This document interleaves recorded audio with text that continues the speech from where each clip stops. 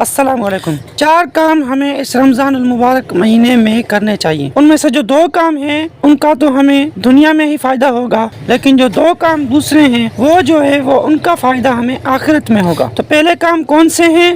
وہ یہ ہیں، ان میں سے ایک یہ ہے کہ اللہ کا ذکر کثرت سے کیا جائے، کلمہ طیبہ پڑھا جائے کثرت سے، لا الہ الا اللہ، لا الہ الا اللہ، لا الہ الا اللہ کی کثرت کی جائے۔ نمبر دوسرا، استغفار کثرت سے کی جائے، استغفر اللہ، استغفر اللہ، استغفر اللہ، استغفر اللہ، استغفر اللہ کا ورد کثرت سے کیا جائے تو اللہ تعالی ہم سے راضی ہوگا۔ جب اللہ تعالی ہم سے راضی ہوگا تو ہمارا تو فائدہ ہی فائدہ ہے نا۔ جب اللہ تعالی ہم سے راضی ہو جائے گا تو ہماری ہر دعا قبول کرے گا، ہمارے کام آسان ہونے لگیں گے، اور جو دوسرے 2 کام ہیں ان کا فائدہ ہمیں آخرت میں ہوگا۔ اور دوسرے کام کون سے ہیں؟ ان میں سے ایک ہے کہ اللہ تعالی سے کثرت کے ساتھ جنت طلب کی جائے، اللہ تعالیٰ تو مجھے جنت عطا کر دے، اللہ تعالیٰ تو مجھے جنت عطا کر دے۔ یہ ایک ہو گیا جنت مانگنے کی کثرت، اور دوسرا ہے جہنم سے بچنے کی کثرت۔ اللہ تعالیٰ سے کہا جائے، اللہ تعالیٰ تو ہمیں جہنم کی آگ سے بچا، اللہ تعالیٰ تو ہمیں جہنم کی آگ سے بچا۔ تو یہ جو 2 کام ہیں ان کا فائدہ ہمیں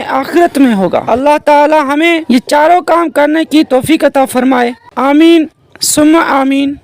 خدا حافظ۔